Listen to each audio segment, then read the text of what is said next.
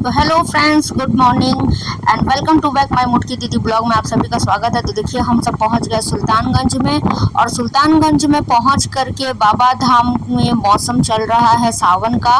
और इस सावन में हम आए हैं इस बार कांवर लेकर के बाबा धाम जाने के लिए। तो देखिए हमारे सभी कांवरिया भाई लोग सुल्तानगंज में जल लेने के लिए जा रहे हैं। हम एक दुकान पे रुके थे जहाँ से हमने कांवर बनवाया और कांवर बनवा के हम भी जा रहे हैं अपना जल भरने के लिए घाट पर। यहाँ से 4 किलोमीटर दूर है जहाँ पे गंगा घाट है, जहाँ से हमको जल लेना है।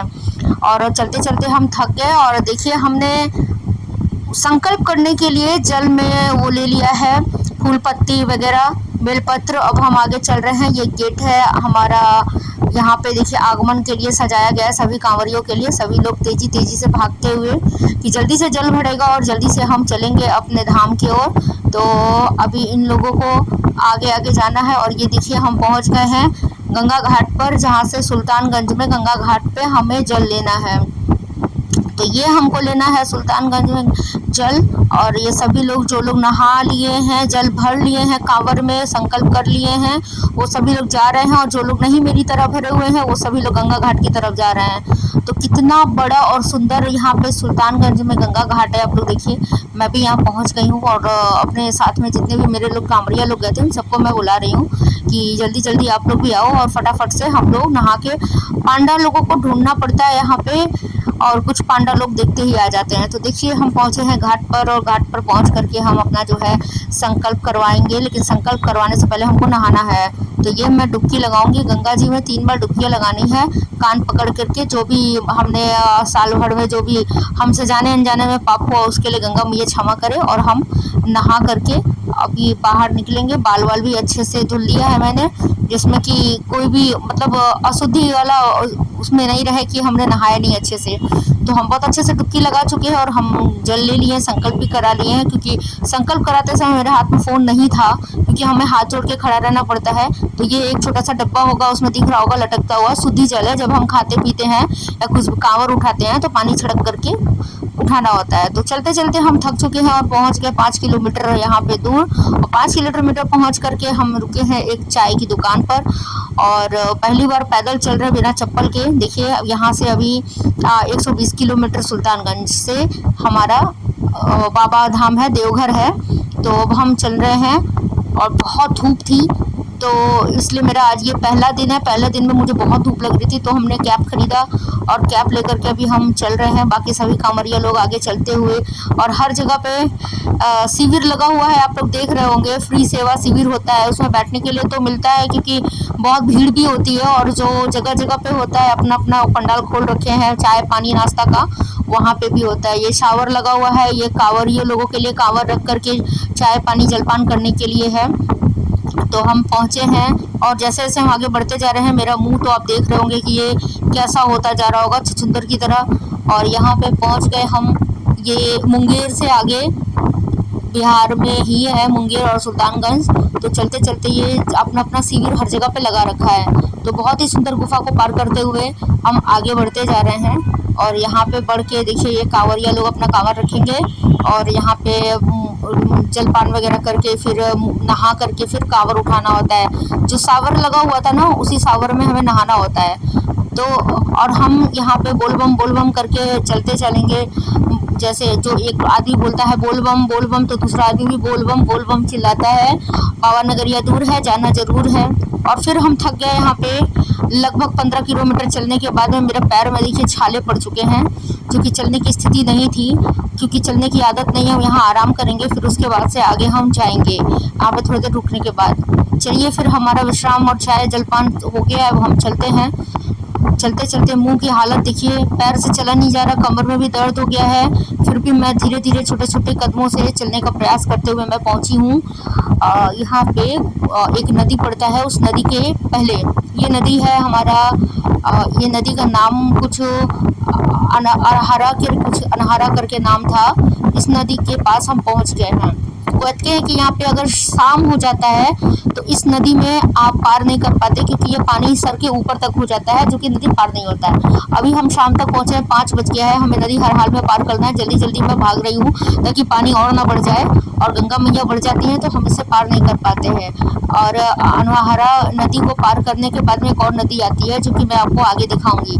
वही लास्ट नदी होती है, वहाँ से 15 किलोमीटर रह जाता है।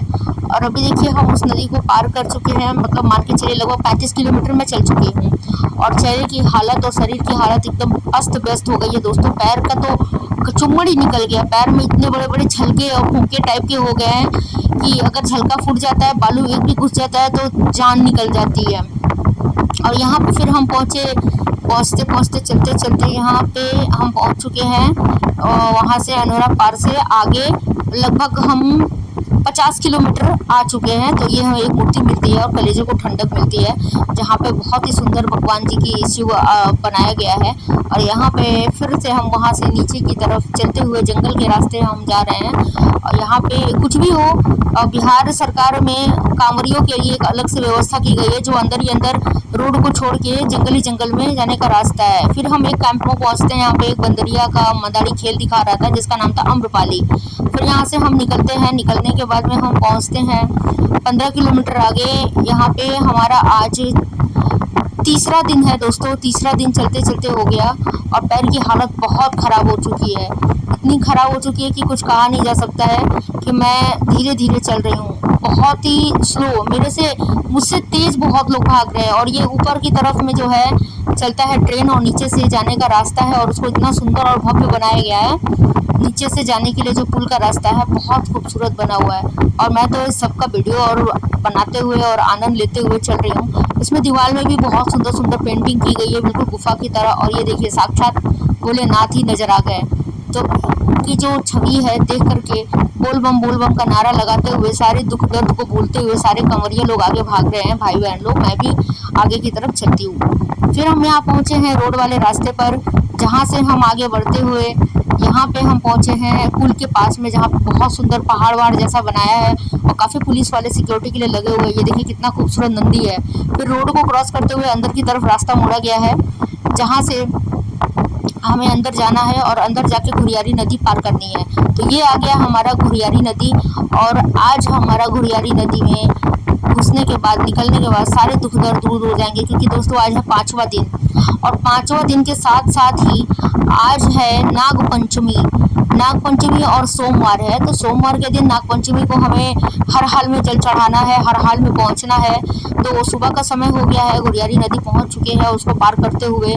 और नदी को पार करने के बाद में हम आगे पहुंच रहे हैं उस रास्ते पे जो देवघर की तरफ जाता है। तो लगभग अभी हम झारखंड में नहीं पहुंचे हैं, पर दुमका बॉर्डर पहुंचने वाले हैं। यहाँ से दुमका बॉर्डर 5 किलोमीटर है दोस्तों। अभी हम पहुंच गए हैं आपका दुमका बॉर्डर के पास में, लगभग कुछ ही किलोमीटर दुमका बॉर्डर है। चूँकि दुमका बॉर्डर हम जैसे ही पार होगा वैसे ही मेरे कलेजे को ठंडक होगा, क्योंकि वहाँ से फिर 13 किलोमीटर लगभग रह जाता है हमारा देवघर, झारखंड आ जाता है। दुमका बॉर्डर का मतलब होता है झारखंड। और अब यहाँ से 13 किलोमीटर ये रहा दुमका बॉर्डर, यहाँ से 13 किलोमीटर रहा हमारा देवघर। फिर 13 किलोमीटर हमें हर हाल में पहुँचना है, तभी नागपंचमी के दिन हमें नाग बाबा के दर्शन हो जाते हैं।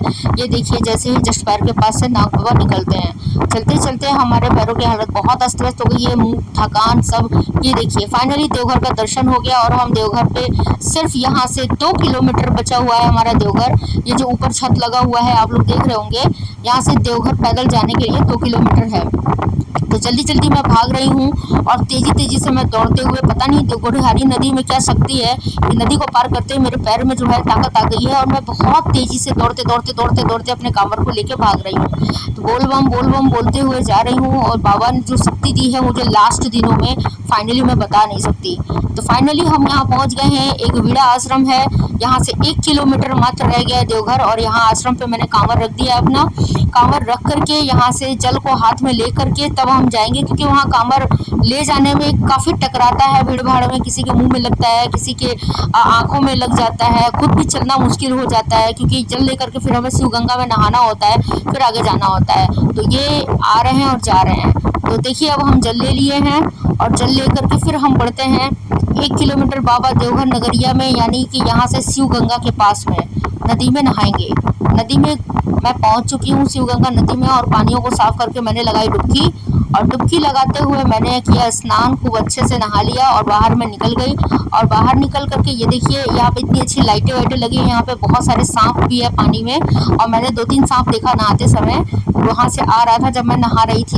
तो काफ़ी लोग डरे हुए हैं, तो आप लोग नहाइए तो देख करके सोच समझ करके नहाइए। फिर नहा के हम लोग संकल्प करा के बाबा जी से तिलक वगैरह लगा के पहुँच गए हैं लाइन में, क्योंकि एक छोटू सा लाइन होता है अर्घा तक जल जाने के लिए। तो हम अर्घा में ही जल डालेंगे, बाबा के अंदर में भी अर्घा है, लेकिन हम बाहर वाले अर्घा में जल डालेंगे इसलिए क्योंकि आज सोमवार और हर हाल में जल चढ़ाना है।